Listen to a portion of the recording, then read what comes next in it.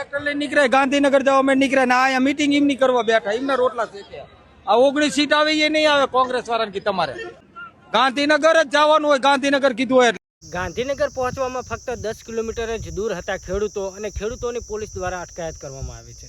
મિત્રો પોલીસ કોની સામે રક્ષણ કરી રહી છે? શું કંપનીઓને રક્ષણ આપી રહી છે? શું અદાણીને રક્ષણ આપી રહી છે?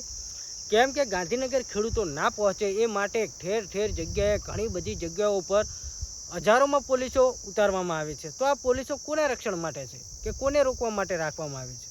મિત્રો આપણો ભારત દેશ કૃષિ પ્રધાન દેશ છે, ખાલી કહેવા ખાતર છે, બાકી ખેડૂતોનું અત્યારે કોઈ વિચારતું જ નથી। ઠીક તમે જોશો કે જ્યારથી આ ખેડૂતોએ પોતાની હક માટેની લડત જે રેલી નીકાળી છે, આંદોલન કર્યું છે, ત્યારથી પોલીસો અને સરકારની અંદર ડર પેસી ગયો છે। એટલો બધો ડર પેસી ગયો છે કે એટલો બધો ડર એ લોકોને લાગી ગયો છે કે પોલીસ રસ્તા ઉપર ઉતારવી પડી છે અને ખેડૂતો જ્યાં ગાંધીનગર ન પહોંચે એ માટે થઈ અને ખેડૂતોને રોકવામાં આવી રહ્યા છે। ખેડૂતનો કોઈ લીડર નથી, કોઈ આગેવાન નથી। કેમ? જે પણ આગેવાન કે લીડર બનાવે છે ખેડૂતો પોતાના જેને આગેવાન બનાવે છે એ આગેવાનને જે પાર્ટીવાળા અમુક પાર્ટીના લોકો પૈસા ખવડાવી દે છે અને ખેડૂતોનું જે કામ બનતું હોય છે એ કામ પછી અટકી જાય છે। એટલે આ વખતે ખેડૂતો પોતાના હક માટે ખુદ આગળ આવ્યા છે અને કોઈ પણ લીડર વગર જેટલા પણ ખેડૂતો છે એ બધા લીડર જ છે। એ બધા ખેડૂતો એક સાથે મળી અને ટ્રેક્ટર લઈ અને પોતાના હક માટે, પોતાના લડત માટે, પોતાનો જે ન્યાય માટે તેઓએ ગાંધીનગર જવાનું વિચાર કર્યો હતો અને ગાંધીનગર જવા માટે નીકળી પણ ગયા હતા અને ગાંધીનગર પહોંચવામાં ફક્ત 10 કિલોમીટર બાકી હતું અને પોલીસ, ગુજરાત પોલીસ એ ખેડૂતોને જ રોકવામાં આવી રહ્યા છે। શું ત્યાં જઈ અને ખેડૂતો શું કરવાના હતા? એ પોતાના હક માટે પણ ન બોલી શકે, હક માટે કશું કરી પણ ન શકી। તો મિત્રો આ છે અત્યારની સચ્ચાઈ। ખેડૂતોનું ફક્ત બોલવામાં અને ખેડૂતના નામે ચરી ખાવામાં કે વોટ મેળવવા માટે જ ખેડૂતનો ઉપયોગ થાય છે। અત્યારે તમે જોશો તો ખરેખર ખેડૂતોનું કોઈ વિચાર્યું છે? આજ સુધી તમે જોયું કે મોટી મોટી કંપનીવાળા, ઉદ્યોગપતિ, ઘણા બધા લોકો છે ને જે ક્રિકેટરો, એ લોકોને સહાય મળશે કે એમના બધા દેવાય માફ થશે।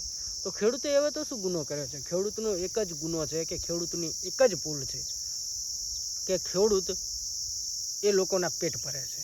જો ખેડૂત પોતાનું અન્ન ઉગાડવાનું કે અન્ન વેચવાનું બંધ કરી દે ને તો દેશના લોકોને ખબર પડી જાય કે તેમને કોની સામે આડા હાથ કર્યા છે।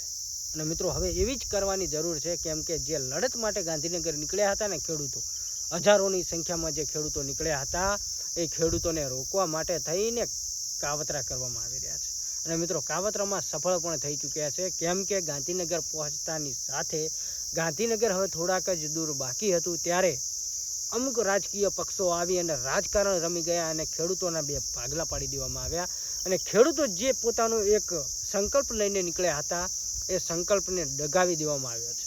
તો મિત્રો ખેડૂત પુત્ર હોય તો આ વિડીયો છેલ્લે સુધી જોઈ લેજો અને ખેડૂતના દીકરા હોય ને તો એકવાર આ વિડીયોને લાઈક કરી, શેર કરી અને ખેડૂત પુત્ર હોય તો તમારા હક માટે તમે કમેન્ટ કરી શકો છો। મિત્રો હવે તમારા માટે કોઈ આવવાનું નથી કે તમારે તમારી લડત જાતે જ લડવાની છે। તમને શું લાગે છે કે તમારા હક માટે તમારે જે અત્યારે લડત છે તમારા ખેતરની અંદર જે ખાનગી કંપનીઓના જે થાંભલા લાખી રહ્યા છે, જે થાંભલા ઊભા થઈ રહ્યા છે ને તમને એક પણ એનું વળતર નથી મળતું, વળતરની વાત તો છોડો પણ તમારા ઊભા પાકને જે નુકસાન કરે છે એનું વળતર પણ તમને નથી આપતા અને તમારા જ માલિકના ખેતરમાં તમને પોલીસવાળા કે કંપનીવાળા લોકો પેસવા નથી દેતા, તો શું આનાથી મોટી તાનાશાહી શું હોઈ શકે?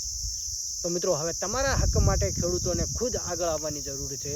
આગળ આવવાની જરૂર હતી, આગળ આવ્યા પણ હતા, પણ અમુક એવા અસામાજિક રાજકારણો અંદર ઘૂસી અને ખેડૂતોનો જે પણ એક મુક્કમ હતો, જે એક નારો લઈને નીકળ્યા હતા ખેડૂતોના હિત માટે, એ પણ અત્યારે સપનું રહી જાય એમ લાગે છે। ગાંધીનગર તો પોલીસ પહોંચવા નથી દેવાની, પણ ખેડૂતોનો અત્યારે આટલો બધો જુલમ કરી રહ્યા છે અને ખેડૂતને એવું કહેવા માગે છે કે ખેડૂત મારો કે ખેતી પ્રધાન દેશ, કૃષિ પ્રધાન દેશ મારો દેશ છે અને ખેડૂતો મારા દેશ ચલાવી રહ્યા છે। તો ખેડૂતોને કોણ ચલાવી રહ્યું છે? તો મિત્રો વિડીયો બને એટલે વધુમાં વધુ શેર કરો ને અત્યારે જે વિડીયો વાયરલ થઈ રહ્યો છે વિડીયો જુઓ। બાકી ખેડૂત માટે હવે ખેડૂત એકતાની જરૂર છે, બાકી કોઈ ખેડૂતનું કંઈ વિચારવાનું નથી। વિડીયો પસંદ આવે તો વિડીયોને શેર કરો અને ખેડૂત પુત્ર હોય તો એક કમેન્ટ અવશ્ય કરજો। વિડીયો જુઓ।